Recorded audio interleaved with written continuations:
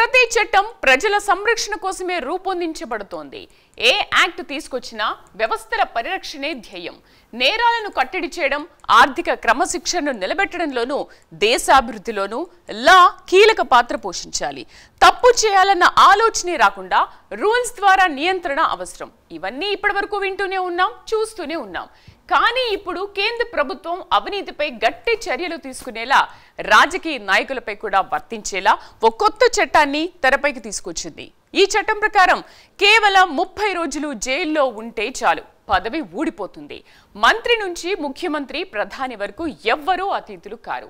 ఇదే చట్టం ఇప్పుడు దేశవ్యాప్తంగా చర్చకు దారితీస్తోంది. ఇది నిజంగా అవినీతిని అరికట్టేందుకు తీసుకొచ్చిన చట్టమా, లేక ప్రత్యర్థులను టార్గెట్ చేయడమే లక్ష్యమా? విపక్షం లేకుండా చేయాలనే కనిపించని ఎజెండా ఏమైనా ఉందా?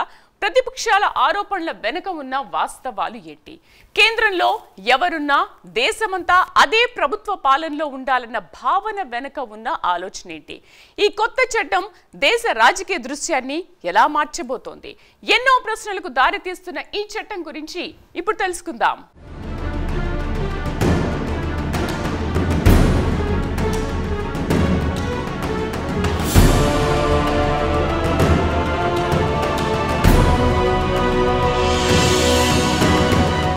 భారతదేశంలో అమలులో ఉన్న అనేక చట్టాలు బ్రిటిష్ పాలనా కాలంలో రూపొందించబడినవే.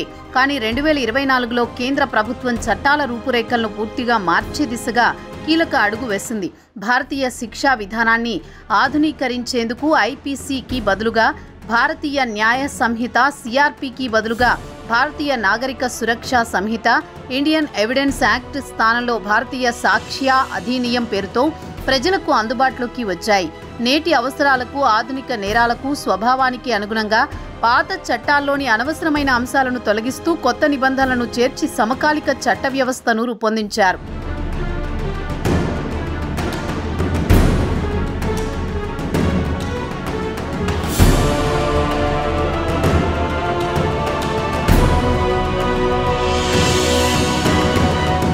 చట్టాలు నేరస్తులను శిక్షించడానికి కాదు, ప్రజలకు ఇబ్బందులు, కష్టాలు లేకుండా ఉండేందుకు కూడా చట్టాలు అండగా నిలుస్తాయి.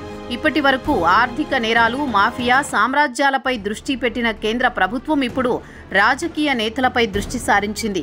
అక్రమార్కులు, లంచగొండులపై చర్యలు తీసుకునేందుకు కొత్త నిబంధనలను రూపొందించే ప్రయత్నం చేసింది. ఇది ఇప్పుడు పార్లమెంటులో ఆమోదం పొందేందుకు సిద్ధంగా ఉంది. ఈ బిల్లు ప్రకారం నేరారోపణలతో అరెస్టై వరుసగా 30 రోజుల పాటు జైల్లో ఉన్న ప్రధాని, కేంద్ర మంత్రులు, రాష్ట్ర మంత్రులు, ముఖ్యమంత్రులు పదవిలో కొనసాగలేరు. ఆటోమేటిక్గా పదవి ఊడిపోతుంది. అయితే నమోదైన ఆ నేరానికి కనీసం 5 ఏళ్ల శిక్ష పడే అవకాశం ఉండాలి. అప్పుడు ఆ రాజకీయ నేతకు పదవీ గండం తప్పదు. ఇంతవరకు రాజ్యాంగంలో ఇలాంటి నిబంధనలు లేవని ఈ బిల్లు ముసాయిదా ద్వారా స్పష్టం చేస్తోంది. ఇది నాయకుల నైతిక బాధ్యతను పెంచే, ప్రజాస్వామ్యాన్ని పరిరక్షించే దిశగా ఒక కీలక అడుగు.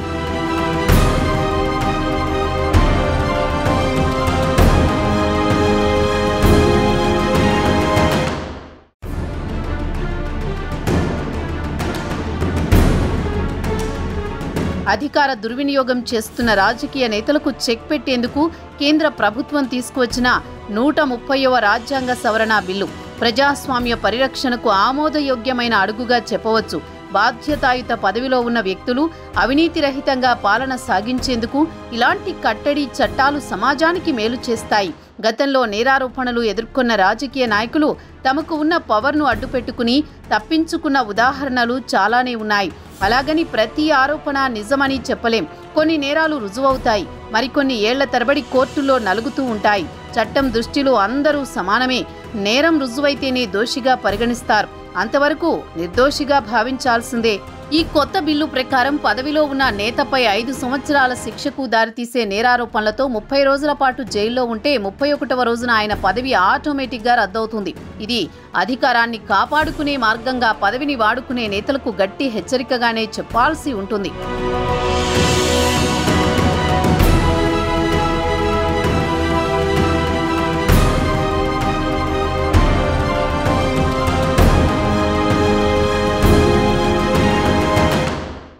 78 ఏళ్ల స్వతంత్ర భారతదేశ చరిత్రలో రాజ్యాంగబద్ధ పదవిలో ఉండి నేరారోపణలు ఎదుర్కొన్న ముఖ్యమంత్రులు, కేంద్ర, రాష్ట్ర మంత్రులు ఉన్నారు. ఉదాహరణకు ఢిల్లీ మాజీ ముఖ్యమంత్రి అరవింద్ కేజ్రీవాల్, తమిళనాడుకు చెందిన మాజీ మంత్రి సెంథిల్ వీరిద్దరూ నేరారోపణలతో అరెస్ట్ అయ్యారు. కేజ్రీవాల్ కేసులో ఆయన 6 నెలల పాటు జైల్లో ఉన్నప్పటికీ ముఖ్యమంత్రి పదవికి రాజీనామా చేయలేదు. సుప్రీంకోర్టు బెయిల్ ఇచ్చిన తర్వాతే ఆయన రాజీనామా చేశారు. నేను తప్పేం చేయలేదు అనే భావనతో ఆయన పదవిలో కొనసాగడం రాజకీయంగా పెద్ద చర్చకు దారితీసింది. ఈ వ్యవహారం పూర్తిగా రాజకీయ కోణంలో సాగింది. కేంద్ర ప్రభుత్వంపై ఆయన పోరాటం తీవ్రంగా సాగింది. ఈ నేపథ్యంలో జైల్లో 30 రోజుల పాటు నిర్బంధంలో ఉన్న వ్యక్తి పదవిలో కొనసాగకూడదని కేంద్రం భావించింది. దీంతో ఆటోమేటిక్గా పదవి రద్దయ్యేలా ఒక కొత్త చట్టాన్ని రూపొందించి 130వ రాజ్యాంగ సవరణ బిల్లుగా పార్లమెంటులో ప్రవేశపెట్టింది. ఇది ప్రజాస్వామ్య నైతికతను కాపాడేందుకు, అధికార బాధ్యతను పెంచేందుకు తీసుకున్న కీలక చర్యగా భావించవచ్చు.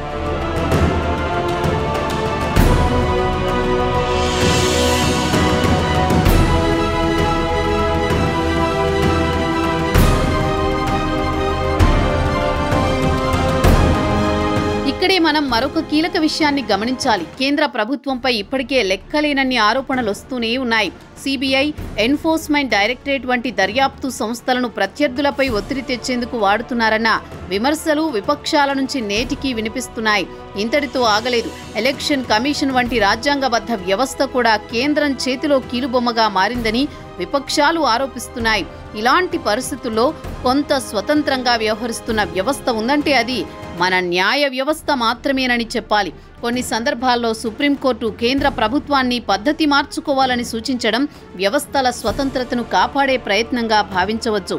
ఇది ప్రజాస్వామ్య విలువలు, రాజ్యాంగ పరిరక్షణ, న్యాయబద్ధ పాలన కోసం జరుగుతున్న పోరాటంగా అభివర్ణించవచ్చు.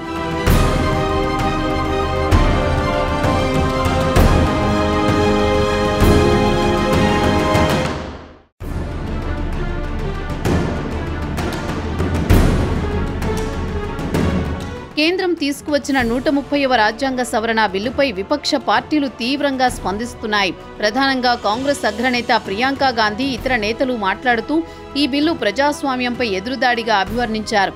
ఎన్నికల్లో ఓడించలేని విపక్ష ముఖ్యమంత్రులను కేంద్ర దర్యాప్తు సంస్థల ద్వారా అరెస్టు చేయించి పదవి నుంచి తొలగించాలనే వ్యూహంగా ఈ చట్టాన్ని తీసుకువచ్చారని వారు ఆరోపిస్తున్నారు.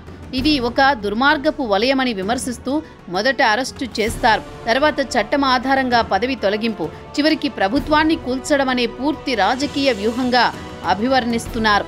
ఈ ఆరోపణలు ప్రజాస్వామ్య విలువలపై, రాజ్యాంగ పరిరక్షణపై, పార్టీల మధ్య నమ్మకంపై పెద్ద చర్చకు దారితీస్తున్నాయి.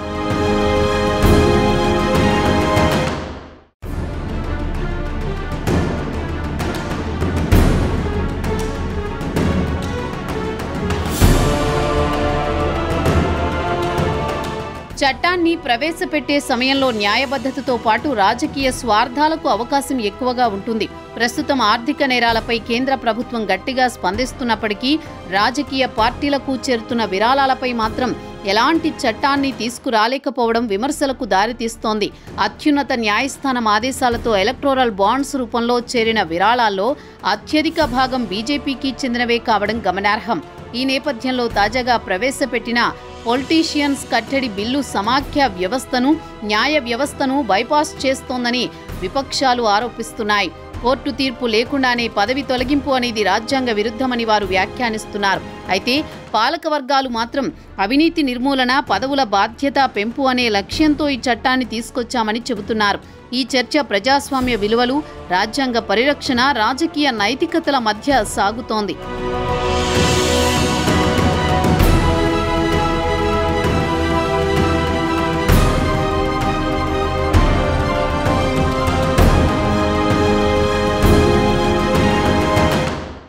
నయా చట్టం చుట్టూ జరుగుతున్న చర్చలు, విమర్శలు, ప్రశంసలు అన్నీ ఒక్కటే చెబుతున్నాయి.